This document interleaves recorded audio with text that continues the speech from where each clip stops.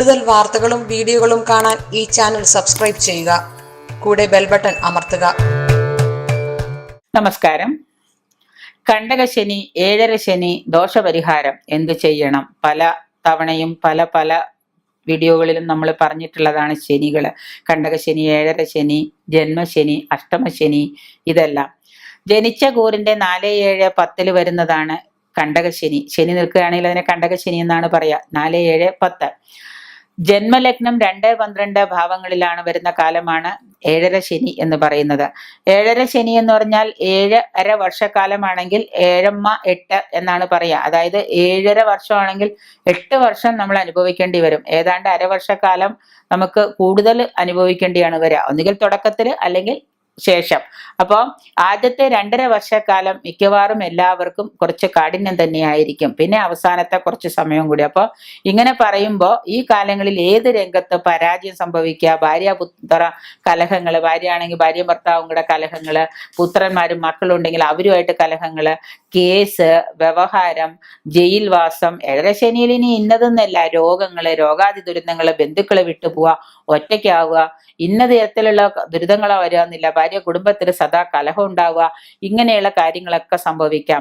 ശനിക്ക് വേണ്ടി ശനിയാഴ്ച ശനീശ്വരനെ പ്രീതിപ്പെടുത്തുക, നവഗ്രഹ അർച്ചന നടത്തുക, ഇതൊക്കെ ഏറെ ഫലപ്രദം തന്നെയാണ്. ഹനുമത് ക്ഷേത്ര ദർശനം, ശനീശ്വര ഭജനം ചെയ്യുക, ഹനുമത് ഭജനം ചെയ്യുക, ഹനുമത് സ്തോത്രം ചെയ്യുക, ഹനുമാൻ ചാലീസ് പാരായണം ചെയ്യുക, ഹനുമാന്റെ അമ്പലത്തിൽ പോയിട്ട് ഹനുമാനെ നമ്മൾ ഹനുമാൻ ചാലീസ് ചെയ്യുക, വെറ്റിലമാല സമർപ്പിക്കുക, നാരങ്ങമാല സമർപ്പിക്കുക, വിധി പ്രകാരം തയ്യാറാക്കിയ രക്ഷായന്ത്രമായ ശനി യന്ത്രം, ശാസ്തായന്ത്രം ധരിക്കുക. ഇതൊക്കെ ചെയ്യുന്ന ഹനുമത് സ്തോത്രം നിത്യവും ചൊല്ലുന്നതും ഇതിന്റെ തീവ്രത, ശനിയുടെ തീവ്രത കുറയാൻ നല്ലതാണ്. അപ്പോൾ ശനി എന്ന് പറയുന്നത് ദുരിതത്തിലാക്കുന്നു എന്ന് വിചാരിച്ച് കൈകെട്ടിയിരിക്കരുത്. അതിനെ നമ്മൾ ദുരിതപ്പെടുത്താൻ സമ്മതിക്കരുത്. അതിനു മുമ്പ് നമ്മൾ എന്ത് ചെയ്യണം? ഈ പറയുന്ന വഴിപാടുകളും പരിഹാരങ്ങളും ഒക്കെ ചെയ്യുക. ഞാൻ ഒരിക്കൽ വീഡിയോയിൽ പറഞ്ഞിട്ടുണ്ട്, ശനി മാറാൻ വേണ്ടിയിട്ട് നമ്മൾ കിടക്കുന്ന കിടക്കയുടെ തലണയുടെ അടിയിൽ അല്ലെങ്കിൽ കിടക്കയുടെ അടിയിൽ രാത്രി ഒരു വെള്ള തുണിയിൽ ഒരു കുറച്ച് എള്ളിട്ടിട്ട് അത് കിഴി കെട്ടി, കിഴി നമ്മുടെ തലയിണയുടെ അടിയിൽ വെച്ച് കിടന്നുറങ്ങുക. രാവിലെ എഴുന്നേറ്റ് ആ എള്ളെടുത്ത് കുടഞ്ഞ് അതിൽ കുറച്ച് പച്ചരിച്ചോറ് വേവിച്ചതും, ചൂടോടെയുള്ള പച്ചരിച്ചോറ് വേവിച്ചതും, പുതിയതായിരിക്കണം, ഫ്രഷ് ആയിരിക്കണം, എള്ളെണ്ണയും കൂട്ടി 3ഉം കൂടെ കൂട്ടിക്കുഴച്ച് ഒരു ഉരുള ചോറാക്കിയിട്ട് തലയ്ക്ക് 7 ഭാഗം ചുറ്റി ഒഴിഞ്ഞ് അത് തെക്ക് ഭാഗത്തേക്ക് കാക്കയ്ക്ക് എറിഞ്ഞു കൊടുക്കുക. ശനിയല്ല ദോഷവും പോകട്ടെ എന്ന് ധരിച്ചുകൊണ്ട് കാക്കയ്ക്ക് എറിഞ്ഞു കൊടുത്ത് നമ്മുടെ ശനിദോഷങ്ങൾ അകറ്റുക എന്ന് ഞാൻ പലതവണ പറഞ്ഞിട്ടുണ്ട്.